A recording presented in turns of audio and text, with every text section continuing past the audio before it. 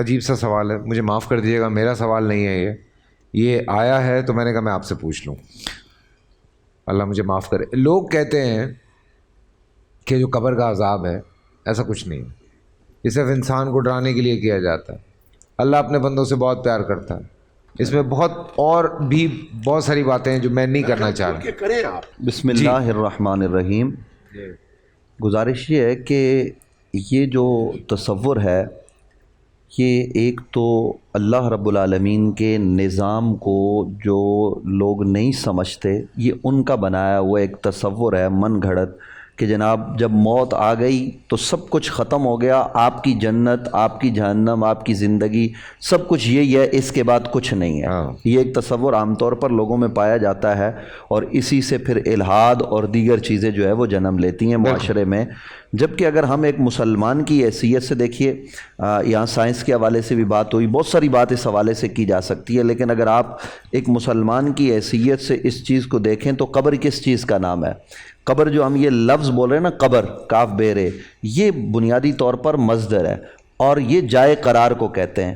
یعنی جو جس جگہ پر ہے اس کے لیے وہ قبر ہے. ضروری نہیں کہ زمین کھود کر کسی آدمی کو اتار کر وہاں پر لٹا کر اس کے اوپر مٹی ڈال دی جائے تو وہ قبر ہے, بلکہ جس کو جانور نے کھایا اس کے لیے وہ قبر, جو آگ میں جل گیا وہ معاملات اس کے لیے قبر. یعنی جو جس حال میں ہے اس کے لیے وہ جگہ قبر ہے, ختم ہو گئی وہ اس کی قبر ہے. جی جی. اور قرآن مجید فرقان حمید فیصل قریشی صاحب کیا کہتا ہے؟ کیف تکفرون باللہ وَكُنْتُمْ أَمْوَاتًا فَأَحْيَاكُمْ ثُمَّ يُمِيتُكُمْ ثُمَّ يُحْيِيكُمْ ثُمَّ إِلَيْهِ تُرْجَعُونَ.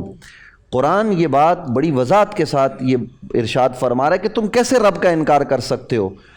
یہ جو لوگ قبر کا انکار کرتے ہیں ان سے یہ پوچھیں کہ آپ خود بخود ذرا پیدا ہو کے دکھا دیں نا.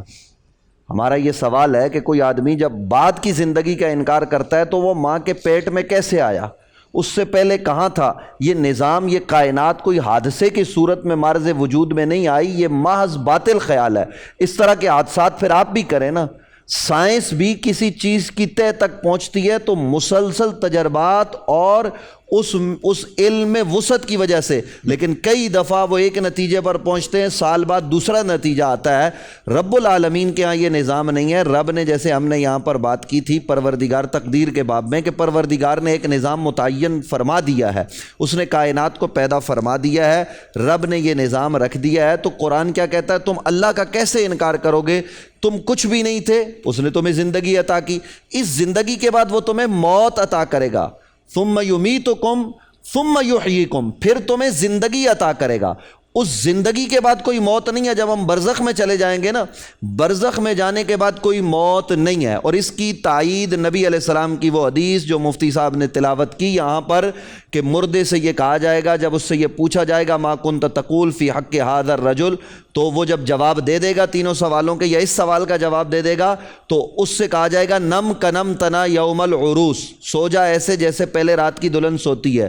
تو پہلے رات کی دلہن سوتی نہیں ہے, وہ بستر میں انتظار کرتی ہے. تو جو بندہ مومن ہوگا وہ آخرت کا انتظار کرے گا. اور ایک دوسری روایت اس کی تائید کرتی ہے کہ وہ جو بندہ مومن کی قبر ہوگی, جو بھی اس کی جائے قرار ہے, وہ جنت کے باغوں میں سے باغ بن جائے گی. وہ جنت نہیں ہوگی جو ہمیں وہاں ملنی ہے, لیکن اس جنت کا جو تصور ہے وہ راحت, وہ سکون, وہ اطمینان اس کو حاصل ہوگا. اور یہ روایات اس روایت کی جو میں بیان کرنے لگا ہوں تائید کرتی ہیں کہ اسے یوں لگے گا کہ مجھ پر یہ وقت جو ہے نا وہ ایک دن کا گزرا, عصر سے مغرب کا گزرا. یعنی بندہ مومن قبر میں جو ہزاروں سال رہے گا, لیکن اس پر یہ وقت جو ہے وہ مختصر کر دیا جائے گا. اور یہ رب کا نظام ہے, رب چاہے تو وقت کو تنگ کر دے, چاہے تو زیادہ کر دے. بول انٹرٹینمنٹ کے شوز دیکھنے کے لیے ہمارے چینل کو سبسکرائب کریں اور بیل آئیکن پر کلک کرنا نہ بھولیں.